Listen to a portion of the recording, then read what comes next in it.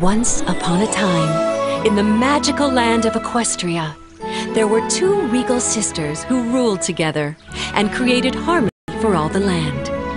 But as time went on, the younger sister became resentful. The ponies relished and played in her elder sister's daylight, but shunned and slept through her beautiful night.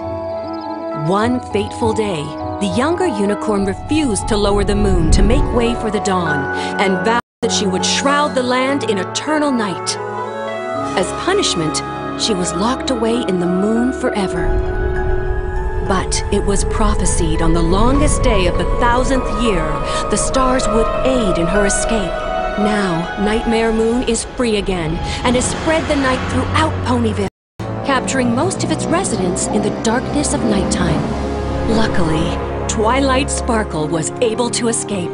It's up to Twilight Sparkle and her friends to free Ponyville from Nightmare Moon's grasp and bring light and friendship back to the land.